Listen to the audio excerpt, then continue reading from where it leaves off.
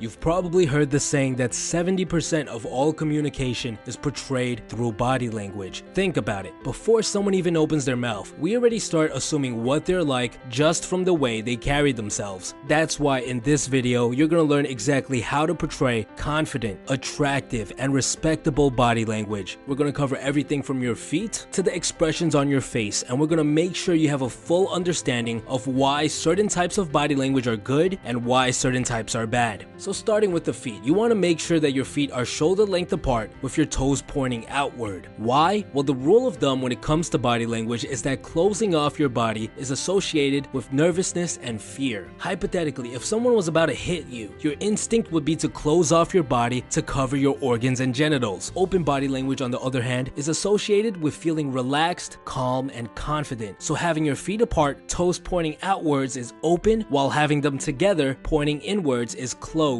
Moving on to your hands. Do not keep your hands in your pocket. Do not cross them. Do not have one hand holding the arm of the other hand. And if you're at a party, do not hold a drink covering your chest. All of these are forms of closed body language. So what should I be doing with my hands and arms instead? It's best to keep your hands at your sides, relaxed, even if you have a drink. If you're speaking with someone, you can use your hands to emphasize certain points. If you were to ask me to adjust one part of the body that would have the biggest influence on how people perceive you, it would have to be the chest. This is actually the area that people have problems with the most. A lot of us have what are called rounded shoulders. Our shoulders arc forward past the neck, largely due to our culture, which is increasingly dependent on computer usage. The ideal way to hold your chest is to have your chest outwards and your shoulders back, like in this image here. For those of you who have a posture problem due to years of computer usage, there are a lot of exercises out there that will help straighten your back and fix your shoulders. Moving on to the head, you should stand straight with your head in line with the rest of your body. Your head should be facing forward. You don't want to tilt it down as it seems too submissive, and you don't want to tilt it up too much as it seems too arrogant. The face is a large part of how people perceive you during interactions. There are two things that you'll want to focus on. The first is eye contact. Chances are, if you're watching this video, you're not making enough eye contact, especially if you're a male. Strong eye contact is a huge indicator for confidence. I'm sure you've met people who seem totally normal, but just could not maintain eye contact. This makes the interaction feel very uncomfortable, and they come off as very unconfident. The magic ratio you want to maintain is 80-20. You want to spend 80% of the time during a conversation making eye contact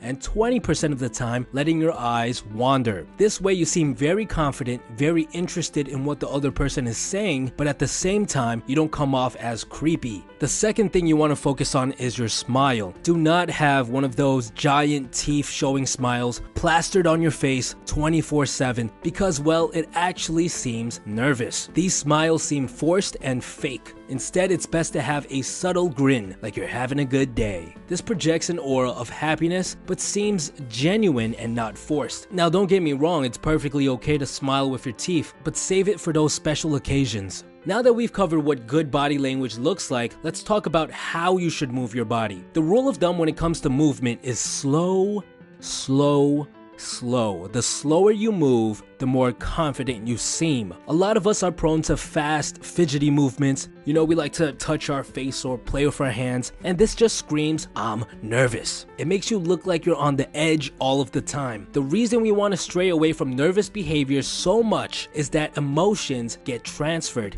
If you're nervous, the people you're interacting with will feel uncomfortable as well. They feel as if something is wrong, and this hinders your overall likability. Well, how slow should we move? Honestly, you could move pretty slow without it looking weird. Just don't move too slow like you're in the Matrix. The last concept we're going to talk about is space. This relates a lot to the open and closed body language concept that we spoke about earlier. The more space you take up, the more comfortable and confident you seem. When you're at a desk, spread your belongings. Don't be afraid to have some space between your phone and your notebook. But don't be that guy who takes up 3 seats with his book bag and jacket. When you're sitting, don't be afraid to sit with your legs apart. Drape your arms on the chair next to you if it's empty. Do not be afraid to open up your body. And that's it. If you want to be perceived as more confident, look more attractive, and gain more respect, you just have to keep in mind these concepts. Stay away from closed body language, move slower, take up more space, and increase the amount of eye contact you make. By making these changes, I can 100% guarantee you'll see an improvement in your social interactions, whether it be on dates, during meetings, at parties, or even just hanging out with your friends.